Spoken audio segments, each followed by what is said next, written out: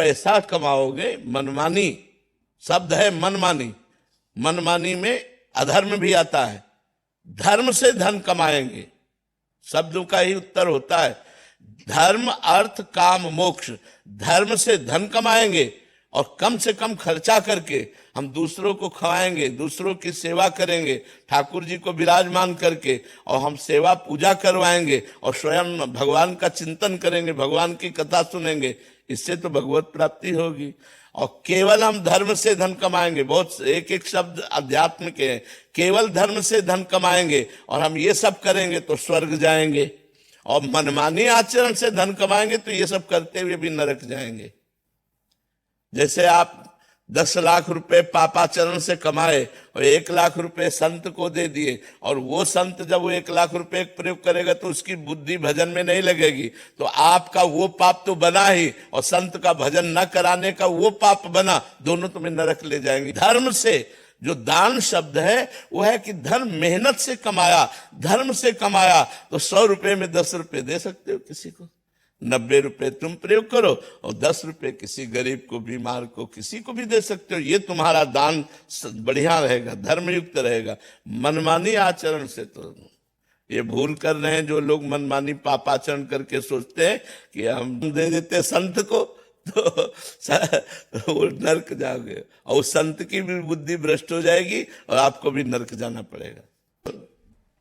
महाराज दशरथ जी के बहुत समय तक पुत्र नहीं हुआ तो चिंतित हुए ना, चिंतित होकर के ऋष्यशृंग ऋषि को बुलाया गया, फिर पुत्रेष्टि यज्ञ हुई, फिर भगवान श्री राम, भरत, लक्ष्मण, शत्रुघ्न इनका प्रादुर्भाव हुआ। तो संतान सुख की आकांक्षा करना और संतान से सुख की आकांक्षा करना ये गृहस्थ धर्म से युक्त है, ना कि परमार्थ से। परमार्थ से तो हमारा कर्तव्य है, यदि संतान उत्पन्न हो जाती है तो उसको दुलार करना, पढ़ाना, लिखाना, उसका ब्याह करना, लेकिन सुख भगवान से चाहना। परमार्थ का स्वरूप है सुख सिंधु भगवान से सुख चाहना और भावे रखना, नाथ सकल संपदा तुम्हारी, मैं सेवक समेत सुत नारी। ये परिवार सब कुछ प्रभु आपका है, मैं आपसे ही सुख चाहती हूँ, ना कि पुत्र से। अगर हम संतान से सुख चाहेंगे और कल वो प्रतिकूल चलेगा, बच्चा प्रतिकूल हो गया, तो हमारा पूरा जीवन दुख में हो जाएगा, नरक में हो जाएगा। लेकिन हमने संतान से सुख चाहा ही नहीं, भगवान से सुख चाहा, तो हमें प्रसन्नता होगी कि ठीक है, हमारे कोई प्रारब्ध कर्म ऐसे हैं पूर्व के जिससे पुत्र रूप में आकर हमको प्रतिकूलता और दुख देता है, लेकिन सुख तो भगवान देंगे ना। हम प्रारब्ध भोग लेते हैं और भगवान का चिंतन करते हैं तो उससे आनंद की प्राप्ति हो जाएगी। अगर हम केवल पुत्र के ही भरोसे रहेंगे तो पुत्र नाशवान है, और पुत्र प्रकृति के अधीन त्रिगुण माया से युक्त है, वो हमें सुख नहीं दे पाएगा। गृहस्थी में ये रहता है पुत्र की आकांक्षा और पुत्र से सुख की प्राप्ति की आकांक्षा। बड़ा पापी हो यदि वो संत समागम करे, संतों की शरण में हो जाए, संतों से गुरु दीक्षा ले तो निष्पाप हो जाता। क्या मैं निष्पाप हो सकता हूं? मैं जीवन भर हिंसा, चोरी, व्यभिचार, गंदे आचरण करता रहा तो उनका हो सकते हो। पहला नियम, झूठ नहीं बोलोगे। दूसरा नियम, अब चोरी नहीं करोगे। तीसरा नियम, जो नाम देंगे उसको जप करोगे, आज से तुम निष्पाप हो जाओगे। तो उसने कहा अभी दे दो, आज हमारा मन बदला है आपकी दीक्षा की बात सुनकर, कल पता नहीं मन राजी हो कि ना राजी हो, आज आप दे दो। तो उनका अभी दे देंगे। ऐसे जो सीरियस मरीज होते हैं उनका तुरंत उपचार किया जाता है। उन्होंने तुरंत कंठी मंगाई, मूड मुड़वाया, द्वादश तिलक लगवाए और उसको गुरु दीक्षा दे दी। पहली बात, आज से तुम्हारा नया जन्म हो गया। अब तुम्हें झूठ नहीं बोलना, निरंतर नाम जप करना है, सावधानी से अब जीवन व्यतीत करो तो तुम्हारे सारे पाप नष्ट हो गए। दूसरे दिन वो तिलक लगा करके, कंठी पहन करके वैसे जा रहा था तो राज कर्मचारियों ने दिखाए तो चोर, तुरंत पकड़ लिया, बंदी बना लिया उसे और राजा के सामने ले गए और जिस धनी आदमी के यहाँ चोरी की थी उसको सामने पेश किया। धनी आदमी ने कहा यही है, ये मूड मुड़वा लिया है, कंठी बांध लिया है, लेकिन चोर ये यही है जिसने कल हमारा सामान चुराया था। राजा ने पूछा, क्यों भाई आप वैष्णव तिलक धारण किए हुए हो, आपने चोरी की? उनका, साहब इस जन्म में नहीं की। बोले, ये कह रहा कल चोरी की और ये कह रहा इस जन्म में चोरी नहीं की। तो सत्य का निर्णय करने के लिए उसमें एक प्रक्रिया थी। लोहे का गरम जलता हुआ फार,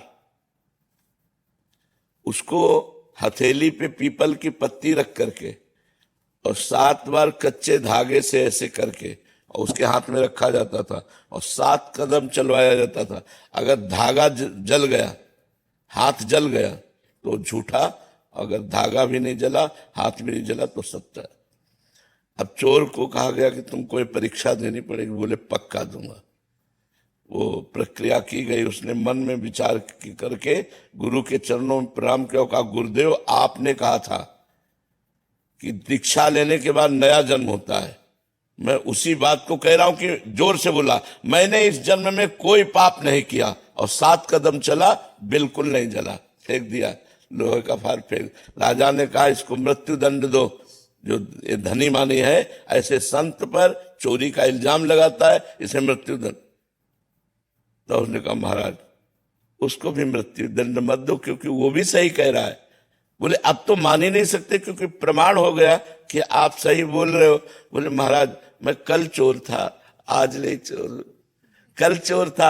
आज तो बोले, तुमने कहा इस जन्म में पाप नहीं किया। बोले, हाँ गुरुजी ने कहा था दीक्षा लेने के बाद नया जन्म होता है, तो मैंने इस जन्म में पाप नहीं किया। राजा बड़े प्रसन्न हुए और उन्होंने कहा, अपने गुरुदेव के दर्शन कराओ। फिर वो चतुर्भुज दास जी के दर्शन करके वो भी उनका शिष्य हो गया। तो अगर गुरु दीक्षा को हम गुरु कृपा मान लेते हैं, क्योंकि गुरु जी का जो जीवन होता है वो मंत्र होता है, नाम सुकृत धन अपनी जीवन अतिहित मान देत वरदान, वृंदावन हित बलि पद पावन, भक्ति प्रकाशत ज्यो जग भान, नमो नमो गुरु कृपा निधान, नमो नमो गुरु कृपा निधान। गुरुदेव ने नाम रूपी मंत्र रूपी अपनी पूरी जीवन शक्ति दे दी आपको। इससे बड़ा अनुग्रह क्या होगा। अब हम क्या करें, उस नाम का निरंतर जप करें तो प्रतिपल हमें गुरु कृपा का अनुभव होगा। अब नाम जपते नहीं, मनमानी आचरण करते हैं तो फिर गुरु अनुग्रह प्राप्त नहीं होगा। गुरु अनुग्रह वही माना जाएगा जब नाम और मंत्र मिला और उस पर हम डट के चल दिए, फिर आगे चलकर अनुग्रह होता है। एक बार काफी समय हो गया गुरु जी की सेवा में रहते हुए, तो एक दिन वो ऐसे यमुना किनारे टहल रहे थे। उन्होंने शिष्य से कहा, देख नंद नंदन गौ में चराते हुए आ रहे हैं। उनका, गुरु जी हमको तो नहीं दिखाई दे रहा। तो ऐसे चपत, देख ना, दिखाई देने लगा।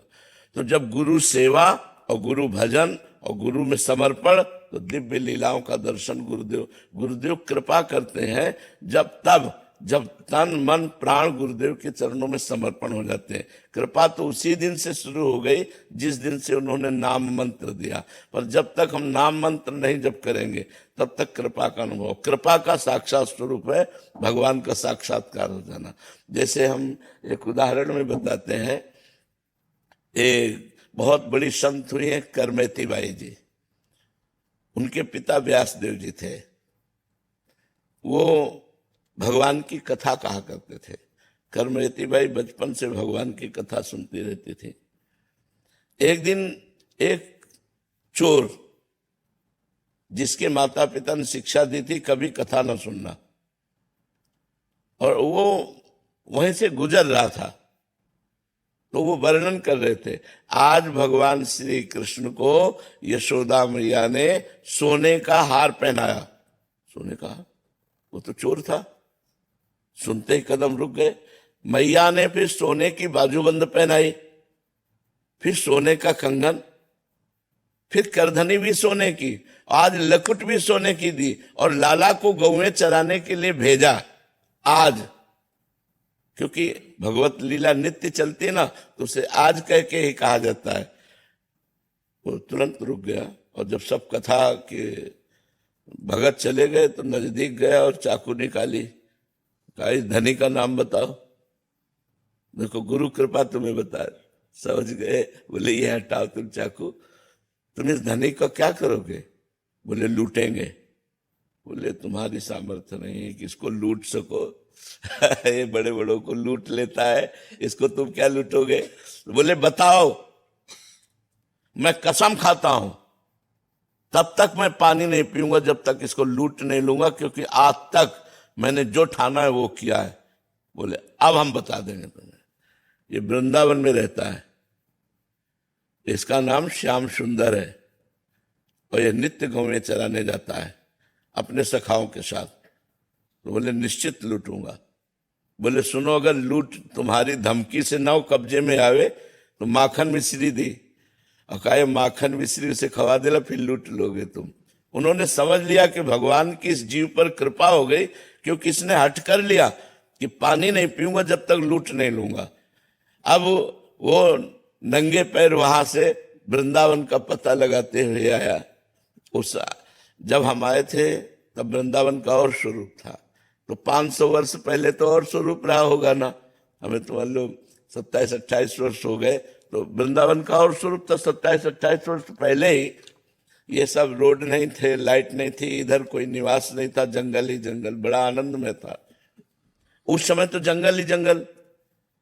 और उसने सोचा जंगल में ही गाय चराने आएंगे, तो श्याम सुंदर श्याम सुंदर। अब 3-4 दिन हो गए थे, पानी नहीं पिया था। श्याम सुंदर, ये श्याम सुंदर। अब भगवान का नाम, भगवान लीला बिहारी कब किस पर कृपा कर दे।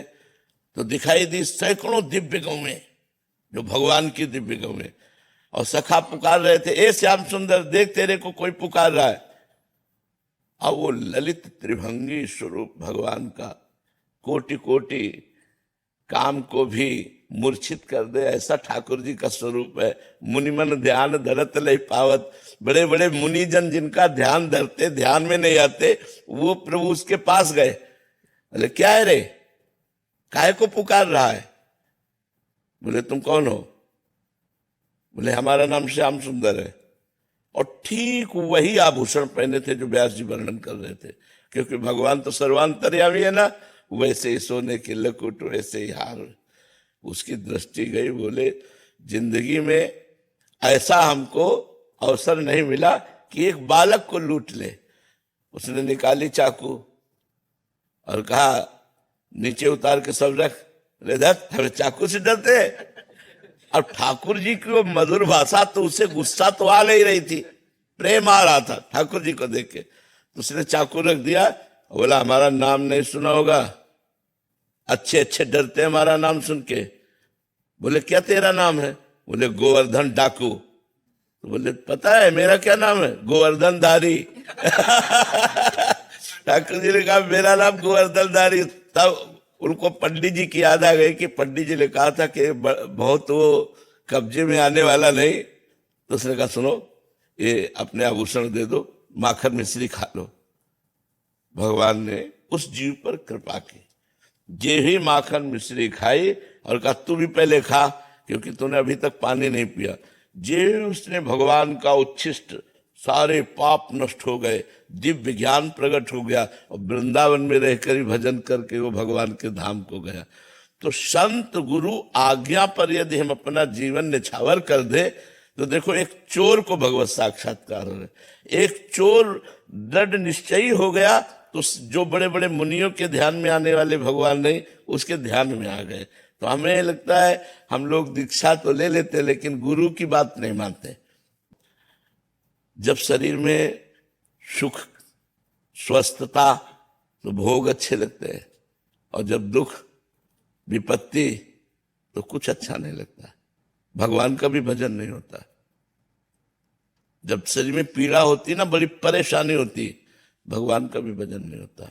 इसलिए यावत स्वस्थमिदम कलेवरम यावच्च दूरे जरा। जब तक शरीर स्वस्थ है, बुढ़ापा दूर है, तब तक भजन का प्रयास कर लेना चाहिए। नहीं बड़ी दुखद परिस्थितियां हैं, न जाने किस योनि में जाना पड़ेगा, क्या क्या कष्ट भोगना पड़ेगा। इसलिए भगवान का नाम जप करो। प्रथम यही जो बताया, द्वितीय नाक के स्वर काटते हुए अंदर, और तृतीय मन से चलता है, मानसिक स्थिति से। भगवान की कृपा है। और आपको दूसरी बात बता दें कि बचपन से अभ्यास है।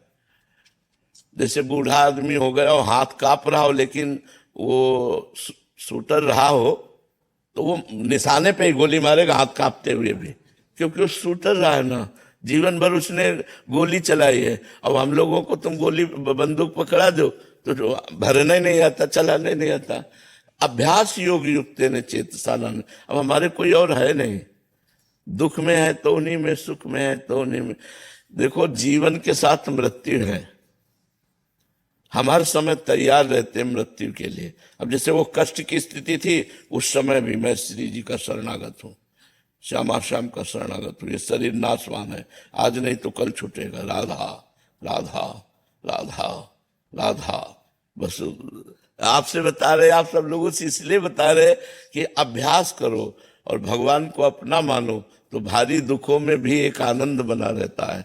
और अगर भगवान से अपनापन नहीं तो दुखों से निपट पाना बहुत कठिन है। मोह अज्ञान को नहीं छोड़ पाए तो जीरो है, और अगर एक अंक लग जाए और फिर जीरो रख दिया जाए तो 10 हो गया, फिर जीरो रख दिया जाए तो 100 हो गया। अगर भगवान से प्रेम और शास्त्र का ज्ञानी है फिर तो क्या कहना है, फिर तो बहुत बढ़िया बात है। और अगर भगवान से प्रेम नहीं, भगवान का प्रेम नहीं है, वो जोग कुजोग है, वो ज्ञान अज्ञान है। शास्त्र ज्ञान का वो महत्व नहीं जब तक प्रेम नहीं हो जाता। भगवान से प्रेम हुआ तो शास्त्र ज्ञान का महत्व है, भगवान से प्रेम नहीं तो शास्त्र ज्ञान का कोई महत्व नहीं। वाहवाही बांध ले जाओगे क्या? भगवान से प्रेम है, एकांत में बैठा रो रहा है, हा कृष्ण हा राम, उसका जीवन सार्थक है। धन्य है उसका जीवन जो भगवान के लिए तड़पता है, भगवान में अपने चित्त को जुड़े हुए। शास्त्र ज्ञान का फल है भगवान से प्रेम हो जाए। यदि भगवान से प्रेम नहीं हुआ तो शास्त्र ज्ञान शून्य है। शास्त्र ज्ञान शून्य और भगवान का प्रेम एक। अंक है तो शून्य का महत्व है, अंक नहीं तो शून्य का कोई महत्व नहीं रह गया। किसी को पता नहीं, ये उसको पता है, ये किसी दूसरे को पता नहीं। हाँ, ये विधान भगवान के अंदर में है कि अब ये जीव किस योनि को प्राप्त होगा, किस योनि से आया है, ये केवल भगवान ही जानते हैं, दूसरा कोई नहीं जानता। अगर दूसरा कोई जानता है तो वो भगवान का भजन करते हुए उस कोटि का महापुरुष हो गया है। तो वो त्रिकाल, और जो उस कोटि का महापुरुष हो गया तो इस विषय में नहीं पहुंचता, वो भगवान की दिव्य रूप माधुरी लीला में जाता है। इस प्रपंच की बातें सोचने में थोड़ी पहुंचता है। हम अपने मन की बात जान करके तो दुखी ही होते हैं, और अगर हम सैकड़ों मनों की बात जान ले तो हम कितने परेशान। इसीलिए भगवान ने माया में एक शक्ति दी है, विस्मृति, वो भुलवाती रहती। जैसे थोड़ी देर याद करो, हम लोग गर्भ में थे माता के, श्वास लेने की भी जगह नहीं थी, नाभि के कनेक्शन से हमारे जीवन का पोषण हो रहा था और हम जिंदा थे। कितना हम कष्ट भोग रहे थे, माँ के गर्भ में कितना कष्ट भोग रहे थे, लेकिन एक सेकंड का भी हमको पता नहीं। माया ने विस्मृति के गर्त में, इसी जन्म की बात है। मान लो कोई 45 वर्ष का तो 45 वर्ष पहले की बात है, कोई 20 वर्ष का है तो 20 वर्ष पहले की बात है। लेकिन एक सेकंड का भी हमको ज्ञान नहीं है कि मैं माँ के गर्भ में कैसा दुख पा रहा था। ये भगवान की माया में एक विस्मृति शक्ति है जो सब विस्मरण करा देती है। अब जैसे पूछा जाए 3 दिन पहले आपने दोपहर में क्या पाया था, तो आपको सोचना पड़ेगा, नहीं सिर्फ 3 दिन की बात में सोचना पड़े, वो विस्मृति के गर्त में डालती रहती है। तो ऐसे ही हम जो पीछे किस योनि में थे, अब किस योनि में जाएंगे, ये सिद्ध पुरुष जानता है। जो भगवान को प्राप्त होकर भगवान के समान हो गया है, वो ये जानता है कि पीछे मैं इस योनि में था। जैसे भरत जी सिद्ध महापुरुष थे, वो जानते थे कि मैं पहले राजा भरत था, हम हिरण से प्रेम किया तो हिरण बन गया, अब उससे मुक्त होकर के मैं ब्रह्म स्वरूप में स्थित हो गया हूं। तो ये सिद्ध पुरुष जानते हैं, साधारण पुरुष नहीं जानते हैं कि आत्मा कहाँ से आई है, किसी योनि में प्राप्त होगी, ये किसी को पता। मौन थोड़ा धारण करना चाहिए, क्योंकि मौन में ही तो पकड़ पाए कि मन बहुत चंचल हो रहा है। किसका प्रश्न है, पकड़ पाए ना। हाँ, अब उसी को पकड़ करके रोकना शुरू करो, बार बार नाम में मंत्र में लगाओ। वो भागने की कोशिश करेगा, बोलने की कोशिश करेगा, इशारे करेगा, तो ज्यादा ना समय दे पाओ तो 1 घंटा दो, 1 घंटा से धीरे धीरे धीरे। और वैसे सबको कोशिश करना चाहिए कि आवश्यक हो तो बोलिए, नहीं तो मौन रहिए। वाणी से बड़े अपराध बन जाते हैं। बेमतलब की प्रपंच की वार्ता में समय नष्ट कर रहे हो। सच्ची हम आपसे कहते हैं, चतुरों की चतुरता इसी बात में है कि इस जीवन को सार्थक कर ले, नहीं पता नहीं कब शरीर छूट जाए। जीवन के साथ मृत्यु पैदा होती है, कब मार दे। अच्छा, मर जाना तो सबको है, लेकिन अगला प्रोग्राम जो हमारा होगा वो बड़ा कठिन होगा। पता नहीं किस योनि में भेजा जाए, सुअर बना दिया जाए, कुत्ता बना दिया जाए, नाली का कीड़ा बना दिया जाए, पशु पंछी बना दिया, क्या बना दिया जाए। कर्मों का संयोग है। फिर हम क्या कर पाएंगे? फिर हम भजन थोड़ी कर पाएंगे। फिर हमसे कुछ नहीं होने वाला। फिर तो केवल प्रारब्ध भोग भोगना होता। जीवों की बड़ी दुर्दशा है, बड़ी दुर्दशा है। एक पशु है, वो दूध, उसका बछड़ा मर गया, उसका अब वो दूध देने में परेशानी, अब लाठी खा रहा है, इंजेक्शन लगाया जाए, मतलब क्या क्या। देखो लोग मांस खाते हैं पशुओं का, कैसी दुर्दशा से मांस खाते हैं। जिंदा जला देते हैं, उनको ज्यादा स्वाद आता है। जिंदा ऐसे पैर बांध दिए, नीचे से आग। ये सब हम ही लोग हैं। कर्म बिगड़ जाएंगे तो ऐसे जिंदा वो भी जलाए जाएंगे। तो सबसे बड़ी बुद्धिमानी यह है कि हम भगवान का अधिक से अधिक नाम जप करें। इसीलिए हम कहते हैं कि कम बोलो, कम बोल के काम चलाओ। राधा राधा, मान लो आपका मन नहीं लग रहा तो हमने 2 बार राधा बोला, तो हमारे रजिस्टर में लिखा तो जाएगा कि 2 बार इसने राधा बोला, 2 बार भगवान का नाम लिया, ये तो लिखा जाए। तो इतने गंदे आचरणों में, प्रपंच में 2 बार भगवान का नाम लिखा गया तो हमारा हिसाब अच्छा आएगा, क्योंकि भगवान के नाम की महिमा अपार है। इसलिए हमें चाहिए सबको कि थोड़ा समय ऐसा निकालो जागृत का। 5-6 घंटा तो समय मौन रहते हैं, जब नींद में सोते हैं तो कौन बात करता है। तो हमें लगता है कि जागृत में 1 घंटा समय अगर ऐसा निकाला जाए, 2-4 घंटे तो बहुत अच्छी बात है, लेकिन 1 घंटा ही समय निकाला जाए कि हम मौन रहेंगे, किसी भी स्थिति में न लिखेंगे न बोलेंगे। 1 घंटा मौन रहेंगे तो उस समय हम मन की हरकत को पकड़ सकते हैं, कहाँ जा रहा है, मतलब कितना गंदा है, कितना प्रपंच कर, और उसी में राधा राधा राधा वल्लभ श्री हरिवंश, राधा वल्लभ श्री हरिवंश। तो आप उस मन को एकाग्र कर सकते हैं। जीवन वही सार्थक है जो भजन कर रहा है, सुखी वही हो जाएगा जो भजन कर रहा है। जो भजन विमुख है वो तो बिल्कुल मिथ्या जीवन है यार, बिल्कुल बेकार जीवन है। खूब भोग विलास कर रहे, खूब अरबों रुपया सब माना, एक स्वप्न की तरह जीवन व्यतीत हो गया। मरे तब कुछ साथ नहीं जाना, और जो भजन करने के लिए आए थे वो भजन किया नहीं, सब व्यर्थ जीवन चला गया।